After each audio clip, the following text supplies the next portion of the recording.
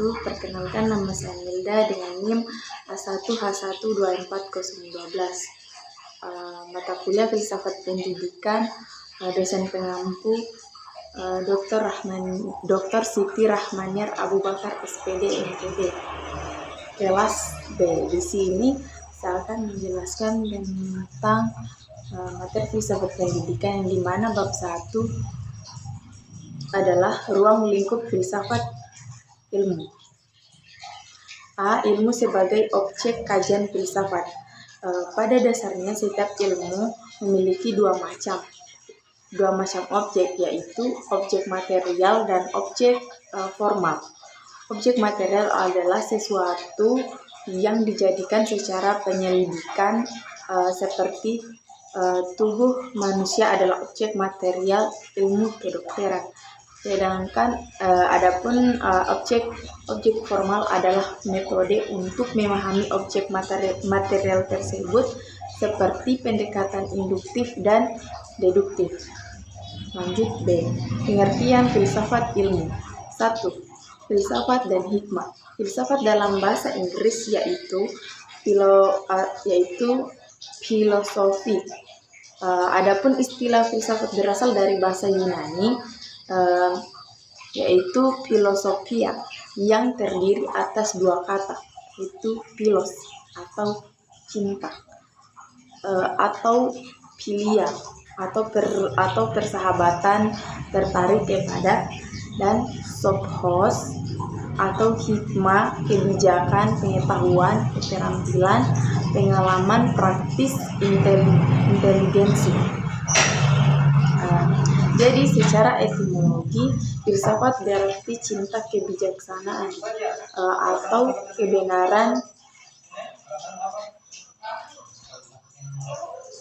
kebenaran, love of wisdom. Orangnya disebut filosof, yang dalam bahasa Arab disebut filsuf. Yang kedua, pengertian ilmu.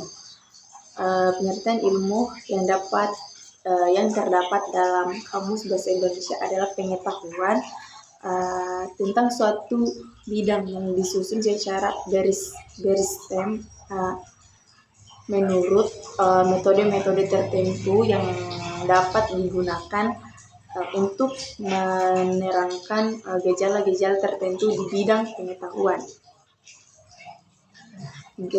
Yang ketiga, persamaan dan perbedaan filsafat dan ilmu. Persamaan filsafat dan ilmu adalah sebagai berikut. Pertama, keduanya mencari rumusan yang sebaik-baiknya,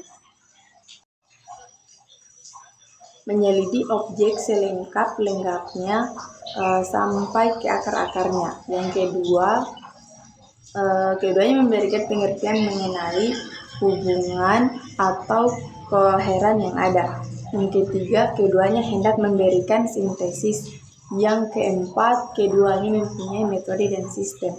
Yang kelima, keduanya hendak memberikan penjelasan tentang kenyataan seluruhnya timbul dari hasrat manusia atau objektivitas. Perbedaan filsafat dan ilmu adalah sebagai berikut. Pertama, objek material atau lapangan filsafat itu bersifat universal atau umum. Objek formal sudut pandang filsafat itu bersifat non-fragmentaris. Yang ketiga, filsafat dilaksanakan dalam suatu suasana pengetahuan yang menunjukkan daya spekulasi kritis dan pengawasan. Yang keempat, filsafat memuat pertanyaan lebih jauh dan lebih mendalam berdasarkan pada pengalaman realitas sehari-hari. Yang kelima, filsafat memberikan penjelasan yang terakhir. Lanjut C. Tujuan filsafat ilmu.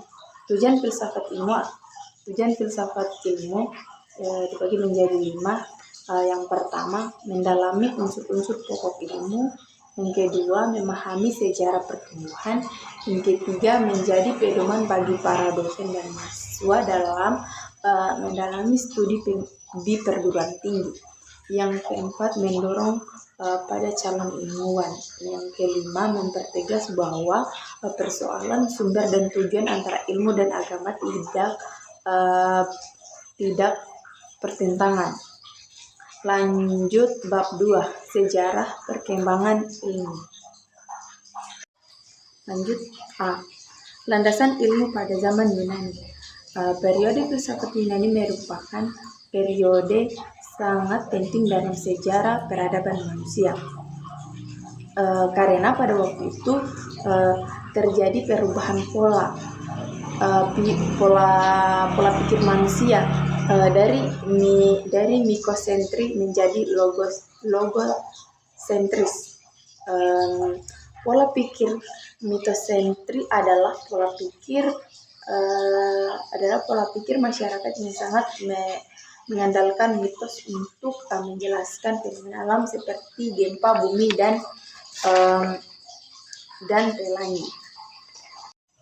Lanjut B, perkembangan ilmu zaman Islam. Sebelum diuraikan sejarah dan perkembangan ilmu dalam Islam, ada baiknya diuraikan sedikit tentang pandangan Islam terhadap ilmu. Hal ini penting untuk diketahui karena menjadi landasan bagi pengembangan ilmu di sepanjang sejarah kehidupan umat Islam, mulai dari zaman klasik sampai saat ini. Sejarah perkembangan ilmu dalam Islam ada beberapa zaman seperti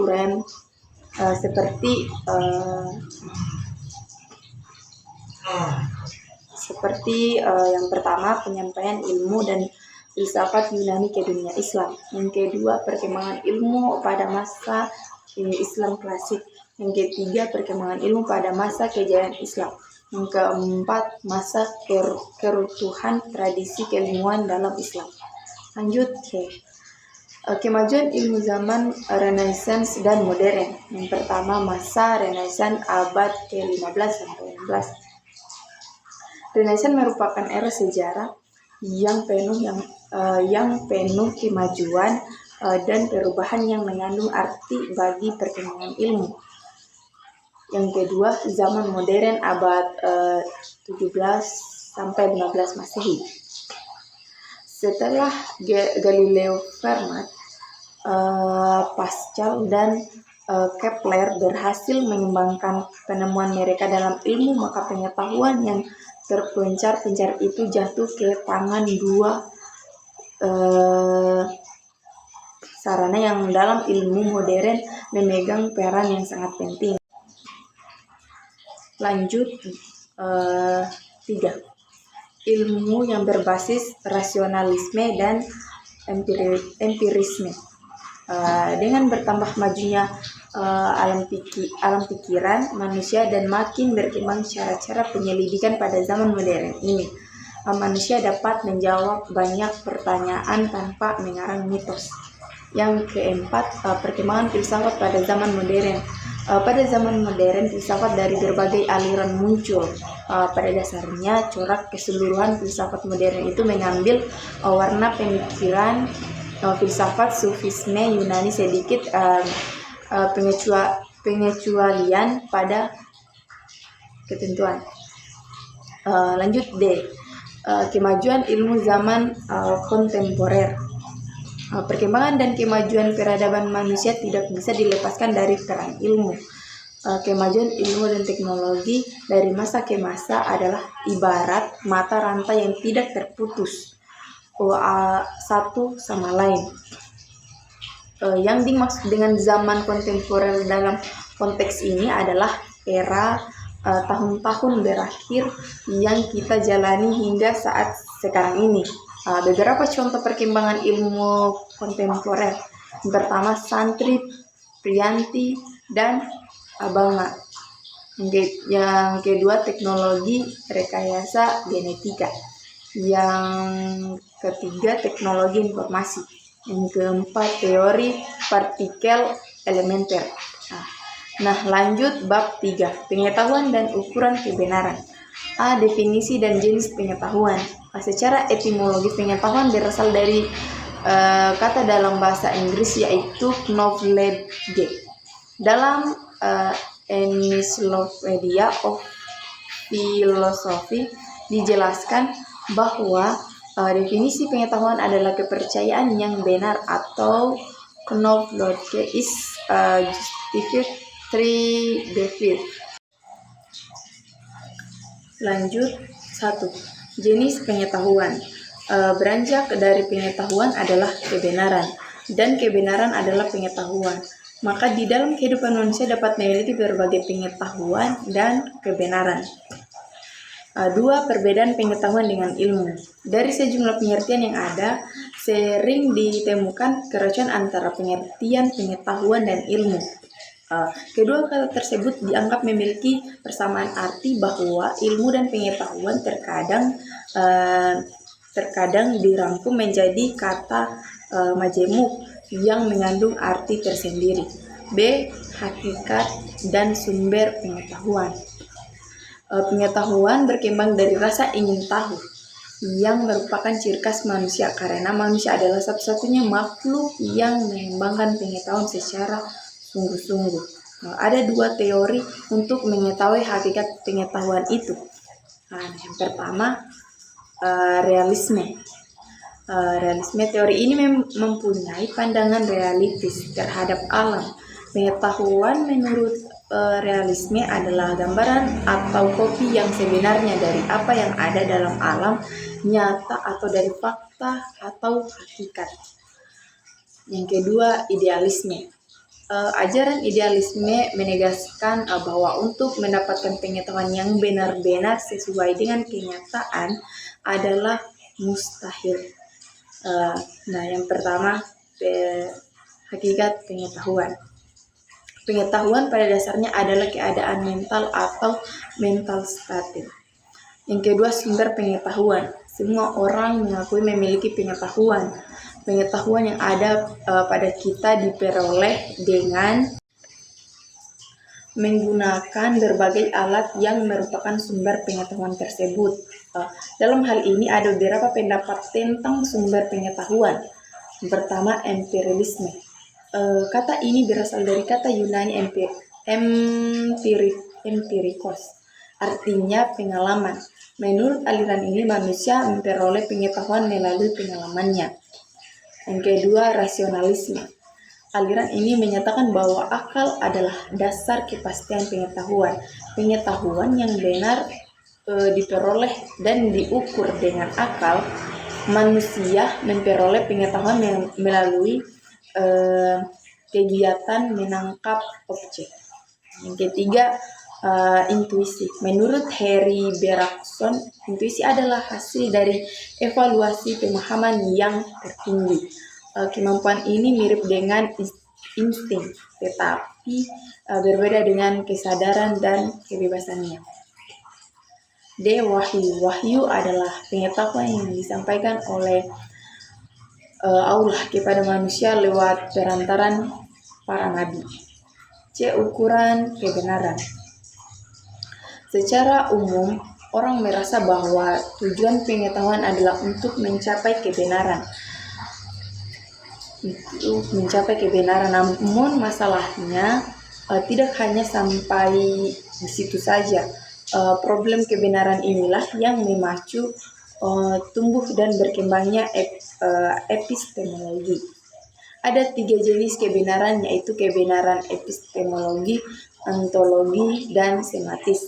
Teori yang menjelaskan kebenaran epistemologis adalah sebagai berikut. Yang pertama, teori korespondensi. Yang kedua, koherensi tentang kebenaran. Yang ketiga, teori pragmatisme tentang kebenaran. D. Klasifikasi dan hierarki ilmu. Para filosofi muslim membedakan ilmu kepada ilmu yang berguna dan yang tak berguna. Kategori ilmu ini yang berguna mereka memasukkan ilmu-ilmu duniawi seperti kedokteran, fisika, kimia, geografi, logika, etika bersama disiplin yang khusus mengenai ilmu keagamaan. Lanjut bab 4. Dasar-dasar ilmu. A. Ontologi. Ontologi merupakan salah satu di antara lapangan penyelidikan kefilsafatan yang paling kuno. Awal mula akan pikiran Yunani telah menunjukkan munculnya perenungan di bidang ontologi. Di dalam pemahaman ontologi dapat dikemukakan pandangan-pandangan pokok pikiran. Yang pertama monoisme, yang kedua dualisme, yang ketiga pluralisme, yang keempat nihilisme, yang kelima agnostisisme. B. Epistemologi. Epistemologi atau teori pengetahuan ialah cabang filsafat yang berurusan dengan hakikat dan lingkup pengetahuan, pengadaian dan dasar-dasarnya serta penanggung jawaban atas pertanyaan mengenai pengetahuan yang dimiliki. Metode tersendiri dalam teori pengetahuan diantaranya adalah yang pertama metode induktif. Induktif yaitu sesuatu metode yang menyimpulkan dalam suatu pertanyaan yang lebih umum.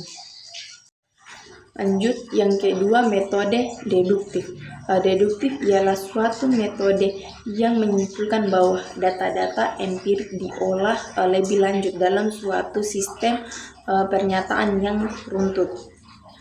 3. Metode positivisme.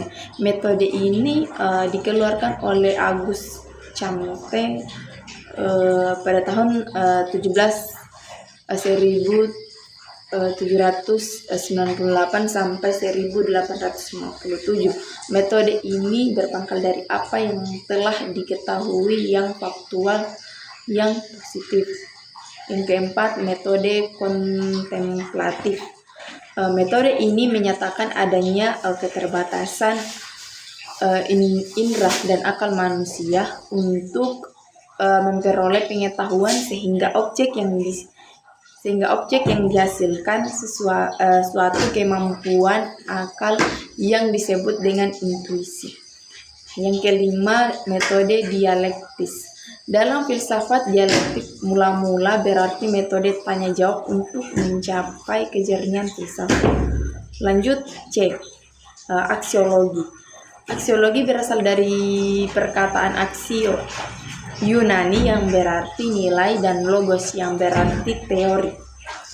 Arti aksiologi yang terdapat di dalam bukunya Jujun S. Surya Sumantri, Filsafat Ilmu, sebuah pengantar populer bahwa aksiologi diartikan sebagai teori nilai yang berkaitan dengan kegunaan dari pengetahuan yang diperoleh.